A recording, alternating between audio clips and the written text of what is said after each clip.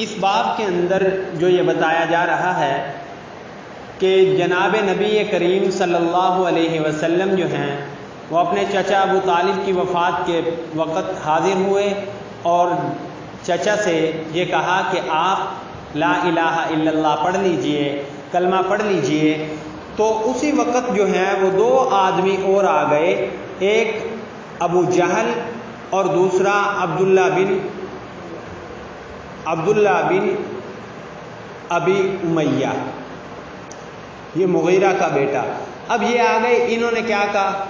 رسول اللہ صلی اللہ علیہ وسلم تو فرما رہے ہیں یا عم قل لا الہ الا اللہ، اے چچا لا الہ الا اللہ پڑھیے، کلمتن اشہد لک بہا عند اللہ، ہم آپ کی جو ہے وہ گواہی اور شہادت اللہ کے پاس دیں گے۔ اب یہ بات ہو رہی ہے، ادھر سے ابو جہل کہنے لگا، کیا کہہ رہا ہے؟ فقال ابو جہل وعبد اللہ بن ابی امیہ یا ابا طالب، ابو طالب اترغب عن ملت عبد المطلب۔ اب یہ بات جو ہے وہ عین اس وقت جب کہ رسالت مآب صلی اللہ علیہ وسلم سے خواجہ ابو طالب کی محبت بھی بہت ہے، اور اس قدر زیادہ محبت ہے کہ جب سب نے ساتھ چھوڑ دیا تو جناب رسول اللہ صلی اللہ علیہ وسلم کے ساتھ خواجہ ابو طالب جو ہیں وہ کھڑے رہے۔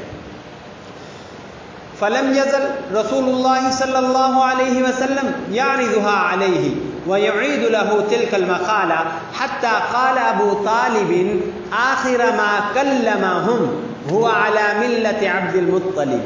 اب یہ آخری کلمہ تھا، آخری کلمہ کیا تھا؟ کہ میں عبد المطلب کے دین پہ ہوں، انہی کی ملت پہ ہوں۔ اب یہاں پہ آج جو ہے یہ چاروں حدیثیں جو ہیں مسلم شریف کی، اس باب کی چاروں حدیثیں جو ہیں وہ اسی عنوان کے اوپر ہیں، آگے والی حدیث بھی بالکل اسی طرح ہے، اور پھر یہ کہ اللہ تعالیٰ نے منع بھی کر دیا کہ استغفار بھی نہیں کرنی، ان کے لیے دعا بھی نہیں کرنی۔ کیا فرمایا؟ فانزل اللہ تبارک و تعالی ما کان للنبی والذین آمنوا ان یستغفروا للمشرکین ولو کانوا اولی قربا من بعد ما تبین لهم انہم اصحاب الجحیم۔ بات بالکل واضح کر دی، اور آگے پھر آیت وانزل اللہ تعالی فی ابی طالب فقال لرسول اللہ صلی اللہ علیہ وسلم انک لا تہدی من احببت ولکن اللہ یہدی من یشاء وَهُوَ أَعْلَمُ بِالْمُهْتَدِينَ۔ آگے والی حدیث جو ہے وہ زہری، امام زہری لے کے آ رہے ہیں بِهَذَا الْإِسْنَادِ مِثْلَهُ۔ امام مسلم رحمۃ اللہ علیہ نے پوری سند بیان کر دی کہ ایسے ہی امام زہری بھی آگے والی روایت لے کے آ رہے ہیں۔ اس کے بعد جو ہے وہ حدثنا محمد بن عباد اور حضرت ابو ہریرہ رضی اللہ تعالیٰ عنہ سے جو روایت ہے اس میں بھی یہ کہا جا رہا ہے کہ قال رسول اللہ صلی اللہ علیہ وسلم لعمه عند الموت قل لا الہ الا اللہ اشہد لک بها یوم القیامہ فابا قال فانزل اللہ انک لا تہدی من احببت۔ آگے والی حدیث جو ہے وہ حضرت ابو ہریرہ رضی اللہ تعالیٰ عنہ سے ہے، قال قال رسول اللہ صلی اللہ علیہ وسلم لعمه قل لا الہ الا اللہ اشہد لک بها یوم القیامہ قال لولا۔ اب یہاں پہ یہ کتنی حدیثیں ہیں؟ 1 2 3 4، چاروں حدیثیں جو ہیں وہ ایک بات کے اوپر اتفاق کر رہی ہیں۔ وہ بات کیا ہے جو آج کل ہمارا موضوع چلا ہوا ہے، ہمارا ماحول اور ہمارے حالات کے مطابق بھی یہ بات آ گئی۔ ہمارا تو سبق چل رہا تھا، سبق میں یہ بات آئی کہ خواجہ ابو طالب کے حوالے سے مسلم شریف، بخاری شریف کی یہ روایتیں جو ہیں، مسلم شریف کی بھی اور بخاری شریف کی بھی یہ روایتیں اس بات کے اوپر سب سے اصح الکتب بعد کتاب اللہ کہا گیا، بخاری کو اور مسلم کو صحیحین ان کو کہا جا رہا ہے۔ ان کے اندر یہ بات بالکل واضح ہے کہ خواجہ ابو طالب جو ہیں وہ مسلمان نہیں تھے، خواجہ ابو طالب مسلمان نہیں تھے، لیکن پھر بھی اہل سنت والجماعت نے مستقل بنیادوں پہ اس کے اوپر کام کرنے سے، بحث کرنے سے منع کیا ہے۔ اس کے اوپر سب نے اتفاق تو کیا کہ ایمان نہیں لائے تھے خواجہ ابو طالب، لیکن ان کی توہین کرنے سے اہل سنت والجماعت نے ہمیشہ گریز کیا، ان کے ایمان کو بنیاد بنا کے گفتگو کرنے سے اہل سنت والجماعت نے ہمیشہ گریز کیا۔ لیکن اگر کوئی یہ چاہے گا کہ اہل سنت والجماعت سارے کے سارے اس متفقہ معاملے سے کہ ان کے حوالے سے ہمارا متفقہ عمل اور ہمارے اسلاف کا عمل یہی رہا، ہمارے اکابر کا عمل یہی رہا کہ خواجہ ابو طالب کے حوالے سے گستاخانہ گفتگو نہیں کرنی، اگرچہ ایمان قبول نہیں کیا، اگرچہ ایمان قبول نہیں کیا، لیکن ان کے ایمان کو موضوع بحث بالکل بھی نہیں بنانا، بالکل بھی موضوع بحث نہیں بنانا۔ اب جب یہ بات واضح ہو گئی کہ ان کے ایمان کو موضوع بحث نہیں بنانا، لیکن یہ بات بھی واضح ہو گئی کہ ایمان نہیں لائے تھے، موضوع بحث بنانے کا مطلب یہ کہ اب ان کو کوئی آدمی جو ہے وہ مسلمان ثابت کرنا شروع کر دے، یہ بھی قابل قبول نہیں ہے۔ اگر کوئی آدمی ان کی توہین کرنا شروع کر دے، یہ بھی قابل قبول نہیں ہے۔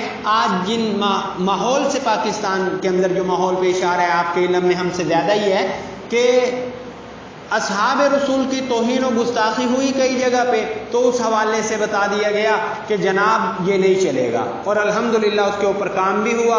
لیکن ہر اجلاس میں، ابھی لاہور کے اندر اجلاس جو ہوئے، جامعہ اشرفیہ کے اندر جو اجلاس ہوا، اس کے اندر یہ والی بات بھی آ گئی کہ خواجہ ابو طالب کا تذکرہ ہوتا رہا۔ خواجہ ابو طالب کا مولانا طاہر محمود اشرفی صاحب ہیں، انہوں نے خواجہ ابو طالب کے حوالے سے گفتگو کی کہ اہل تشیع کا نمائندہ بھی نہیں ہو سکتا جو خواجہ ابو طالب کی توہین کرے، اور اہل سنت کا نمائندہ بھی نہیں ہو سکتا۔ اتنی بات تو ضرور ہے، لیکن اگر کوئی اسی بنیاد کو یعنی انہی باتوں کو بنیاد بنا کے یہ کہے کہ جیسے اہل روافض کا شعار ہے کہ ابو طالب کو علیہ السلام کہا جاتا ہے، ابو طالب کو علیہ السلام کہنے سے وہ جان بوجھ کے ایمان ثابت کرنا چاہ رہے ہیں، جبکہ رسول اللہ صلی اللہ علیہ وسلم کی یہ احادیث اور قرآن کریم کی آیت اِنَّكَ لَا تَهْدِي مَنْ أَحْبَبْتَ وَلَكِنَّ اللَّهَ يَهْدِي مَن يَشَاءُ، یہ بتایا جا رہا ہے وَأَنزَلَ اللَّهُ تَعَالَى فِي أَبِي طَالِبٍ، یہ نازل ہی خواجہ ابو طالب کے بارے میں ہو رہی ہیں